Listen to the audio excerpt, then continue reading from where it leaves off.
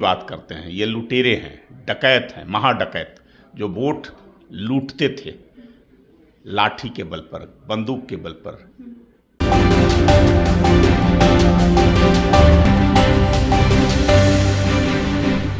नमस्कार, आप देख रहे हैं रब्जी लाइव न्यूज और आपके साथ मैं हूं निधि सिंह। देखिए, लोकसभा के नेता प्रतिपक्ष राहुल गांधी इस वक्त बिहार में हैं और एसआईआर के मुद्दे को लेकर वोट अधिकार यात्रा पर निकले हुए हैं। आपको बता दें, इसी को लेकर अब राहुल गांधी ने एक बार फिर से वोट चोर गद्दी छोड़ का नारा लगा दिया है, जिसके बाद बिहार की सियासत काफी गर्म हो गई है। हम बात करेंगे, भाजपा से प्रवक्ता प्रेम रंजन पटेल जी हैं। प्रेम जी, कैसे देख रहे हैं, वोट चोर गद्दी छोड़ का नारा लगाते राहुल गांधी नजर आ रहे हैं? ये तो सबसे पहले जो है से चोरी की बात करते हैं। ये लुटेरे हैं, डकैत हैं, महाडकैत जो वोट लूटते थे लाठी के बल पर, बंदूक के बल पर, अपराधियों के बल पर, माफियाओं के बल पर, उनके सहारे जो है से आज ये बूथ लूट बंद हो गया। तो इनकी बेचैनी जो है से समझ आ रही है। और सबसे बड़ी एसआईआर के नाते ये जो है से बिहार में आए हैं तो ये कह रहे हैं कि मजा आ रहा है, इनको पिकनिक स्पॉट नजर आ रहा है। ये वोट चोर के लिए नहीं आ रहे हैं, मजा लेने के लिए आ रहे हैं। सड़कें अच्छी हो गई, बिजली यहाँ आ गया, यहाँ का कानून व्यवस्था ठीक हो गया, तो ये पिकनिक मनाने के लिए आए हैं। तो राहुल गांधी जो ऐसे जो मजा लेकर करके बिहार से जाएंगे तो उसके बाद दोबारा फिर आने की जरूरत नहीं पड़ेगी।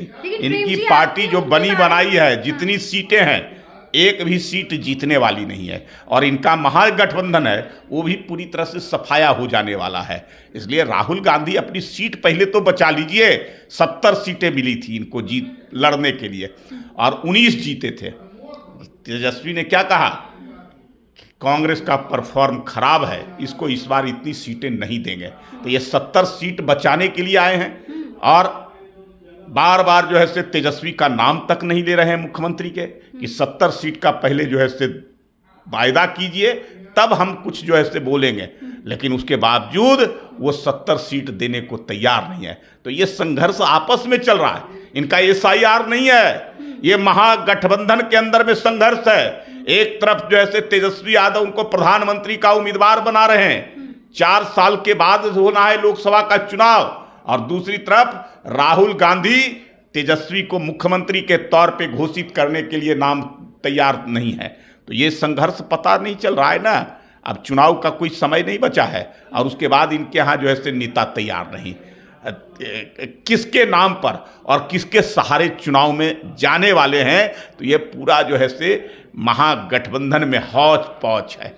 हमारे यहाँ एनडीए पूरी प्रेम जी, कल जिस तरीके से कांग्रेस और भाजपा के युवाओं का आक्रोश देखा गया, कांग्रेस का गेट तक तोड़ा गया, इसके बारे में आप क्या कहना चाहेंगे? क्या भाई जिस प्रकार कह रहे कि गुंडा राज अब आप लोग लेकर आ गए हैं, जिस तरीके से लाठियां चलाई गई है, जिस प्रकार से राहुल गांधी ने अपनी यात्रा के दौरान जब इनको लग गया कि यात्रा में समर्थन नहीं मिल रहा है, इसका कोई फलाफल नहीं निकल रहा है, इसका कोई लाभ नहीं हो रहा है और ये जो मुद्दे उठा करके चल रहे थे वो विफल हो गया, तो इन्होंने प्रधानमंत्री के खिलाफ बेचैनी में गाली देने का अपशब्दों का प्रयोग, और इतना ही नहीं, उनके माता के नाम को लेकर के गाली, जिसकी चर्चा नहीं की जा सकती है। सब लोग जानते हैं, जो धर्मपरायण महिला और स्वर्गीय हो गई, उनको लेकर करके गाली देना। एक संवैधानिक पद पर बैठा हुआ सर्वोच्च पद पर व्यक्ति, दुनिया का सबसे पॉपुलर व्यक्ति, बिहार के जनता जिनकी मुरीद हो चुकी है, बिहार के विकास के लिए लगातार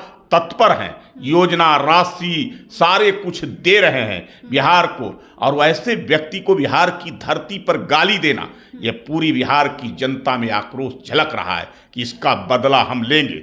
अगर शांतिपूर्वक प्रदर्शन कांग्रेस पार्टी पर की जाती है तो उस पर हमला किया जाता है, लाठी डंडों से, ईंट पत्थर से, रोड़ों से, तो जवाब तो मिलेगा। पक्ष तो कह रहे हैं कि उस वक्त क्यों नहीं आवाज उठाए थे जब डीएनए पर सवाल हुआ था कि बिहारियों की डीएनए अच्छी नहीं है, जिस वक्त ट्रक से भर भर अपने अपने बिहार के लोग डीएनए की जांच। सुन तो लीजिए ना, जिसने बिहार के डीएनए पर सवाल उठाया वैसे रेवंत रेड्डी को ला करके बिहार की धरती पर बिहार के लोगों के जले पर नमक छिड़कने का काम किया है।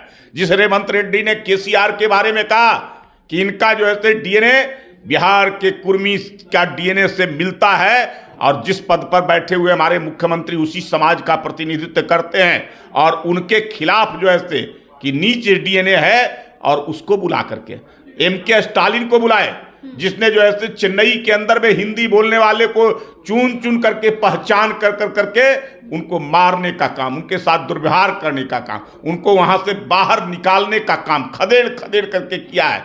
बिहारियों के लिए शब्द जो है से टॉयलेट क्लीनर कहने का, उनको गंदगी की गुटखा और पान खा करके गंदगी फैलाने वाले ये लोग हमारी नौकरियों पर कब्जा कर रहे हैं, ये लोग आकर के हमारे जो है से संसाधनों पर कब्जा कर रहे हैं, वैसे व्यक्ति को ला करके सम्मानित करने का काम बिहार में कर रहे हैं, तो बिहार की जनता इसको बर्दाश्त नहीं करेगी। बिहार की जनता बदला लेना जानती है।